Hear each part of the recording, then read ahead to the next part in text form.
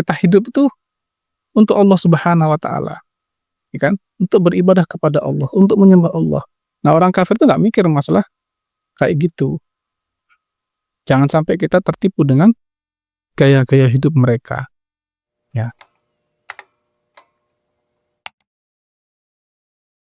Assalamualaikum warahmatullahi wabarakatuh. Innal hamdalillah wassalatu wassalamu ala Rasulillah wa ala alihi wa ashabihi wa mawalah. Amma ba'd. Ikhwana fid din arsyadakumullah. Beberapa hari ini dunia heboh ya karena dirilisnya dokumen Epstein ya. Jeffrey Epstein ya, seorang Yahudi yang disinyalir menjadi otak daripada kejahatan ya, banyak sekali di dunia ini ya. Dokumen ini konon sekitar 6 juta halaman ya.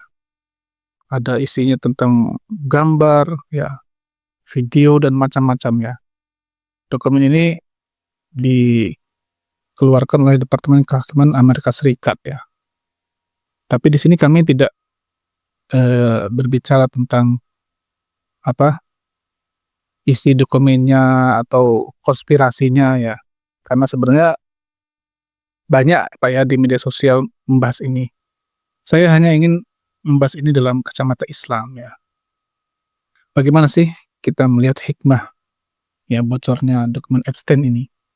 Pertama adalah dengan adanya bocoran dokumen Epstein ini ya, itu kita bisa lihat bagaimana besarnya makar orang-orang kafir untuk menghancurkan Islam, bahkan juga menghancurkan dunia ini ya. Kita kan tahu Pak ya, bahwasanya orang-orang kafir ini ya, kalau zaman saya dulu disebut dengan golongan walantardo ya, yaitu mengambil dari firman Allah Al-Baqarah 120 ya, walantardo angkal yahudu walan nasara hatta tattabi'a millatahum. Orang Yahudi Nasrani itu nggak akan ridho kepada kita kaum muslimin sehingga kita mengikuti milah mereka, mengikuti agama mereka, cara hidup mereka ya. Jadi mereka berpikir keras siang dan malam, bekerja siang dan malam ya kan, bagaimana untuk ya menarik keluar umat Islam ini dari agama mereka ya.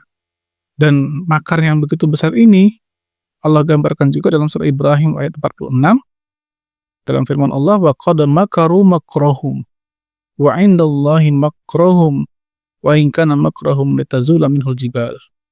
Dan mereka orang kafir itu telah membuat makar mereka, dan di sisi Allah makar mereka itu tidak ada harganya.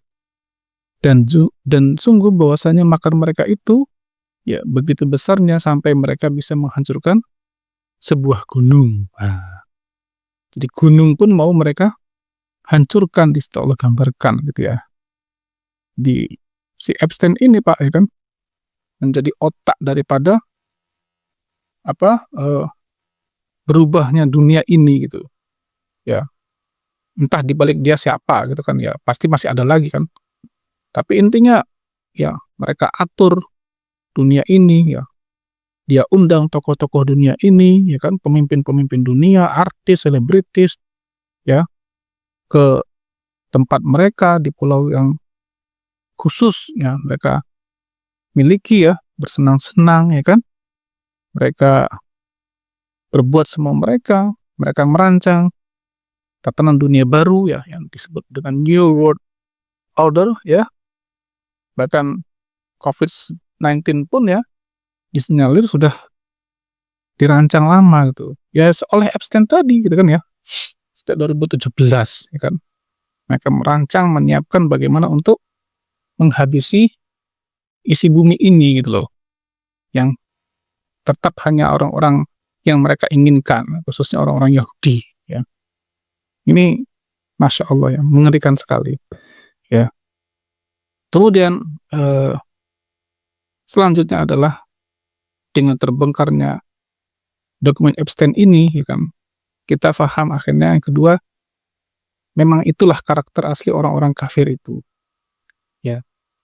Orang-orang kafir itu, ya, Allah gambarkan di surah Muhammad ayat 12, "Walladzina kafaru yatamatta'una wa ya'kuluna kama ta'kulul an'am wan naru mathwal lahum."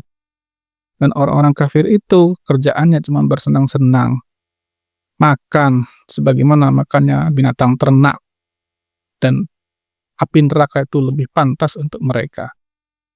Ya, di pulau yang Epstein miliki itu ya, Pulau Little Saint James namanya kan ya. Juga dijuluki sebagai pulaunya pedofil ya, karena di sana banyak sekali anak-anak kecil yang mereka apa? Pakai ya, Pak ya, untuk kepuasan seksual mereka. Mereka melakukan apa saja, makan apa saja, nyanyi, joget-joget, senang-senang, ya berhubungan seksual dengan siapa saja dan macam-macam. Itulah yang dilakukan orang-orang kafir itu, gitu ya. Dan kita tentu bukan orang seperti itu kan, Pak ya. Kita hidup itu untuk Allah Subhanahu wa taala, ya kan? Untuk beribadah kepada Allah, untuk menyembah Allah. Nah, orang kafir itu nggak mikir masalah kayak gitu. Jangan sampai kita tertipu dengan gaya-gaya hidup mereka, ya. Yang ketiga, umat Islam ini ya harus mulai sadar. Nah, terbocoran dokumen Epstein ini harus membuat kita tuh semakin merapatkan barisan kita, menghindari perselisihan, perpecahan. Karena di dalam perselisihan kita, perpecahan kita, sungguh itu akan menghilangkan kekuatan kita, ya kan? Dengan perselisihan-perselisihan kita itu, ya, yang menang itu, yang senang itu, ya orang-orang kafir, tepuk tangan.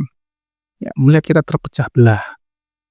Makanya Allah mengingatkan dalam surah Al-Imran ayat 103, "Wa'tasimu bihablillahi jami'a wa la tafarraqu."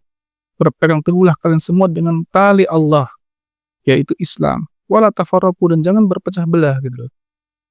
Wadhkuru ni'matallahi 'alaikum id kuntum a'da'a fa'alafa baina qulubikum fasbahtum bi ni'mati ikhwana. Dan ingatlah nikmat Allah itu kepada kalian ketika kalian masih saling bermusuhan, lalu Allah menyatukan hati-hati kalian, lalu kalian menjadi saudara dengan nikmat-Nya. Wa kuntum 'ala syafa hufratin minan nar, kalian ketika itu di bibir jurang neraka.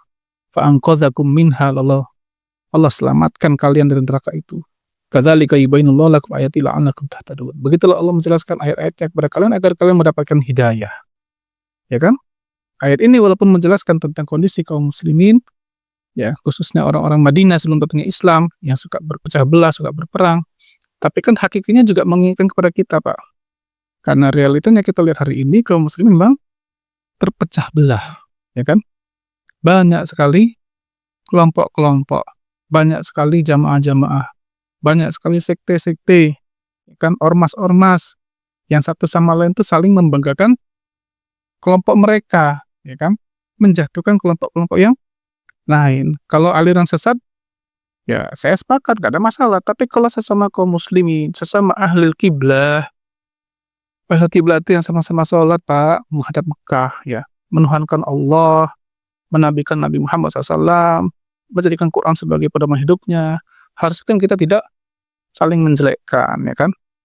Perbedaan-perbedaan furu'iyah ini harus dipandang dengan lapang dada. Kita harus dewasa melihatnya, ya. Marilah kita sama-sama belajar untuk berlapang dada. Latihan duduk bersama, ya kan? Latihan ngobrol bersama. Teman-teman Muhammadiyah, Nahdlatul Ulama, Salafi, Jamaah Tabligh, ya kan? Ikhwan Muslimin, ya, Persatuan Islam, dan macam-macam ini. Cobalah mulai mengurangi, ya, konflik-konflik ini. Hari ini kan yang kita lihat malah semakin tajam konfliknya, ya kan? Apalagi dengan adanya medsos ini ya. Teman-teman Salafi selalu nyerang teman-teman di NU, ya kan? NU juga bales, ya kan? Di kalangan NU juga banyak yang saling menjelekkan, yang mendukung Habib, yang membenci Habib. Ya, kalau begini terus kan orang kafir tepuk tangan gitu loh. Senang lihat kita ini terpecah belah, ya kan? Kita banyak, tapi kita nggak punya kekuatan kayak buih di lautan, ya kan.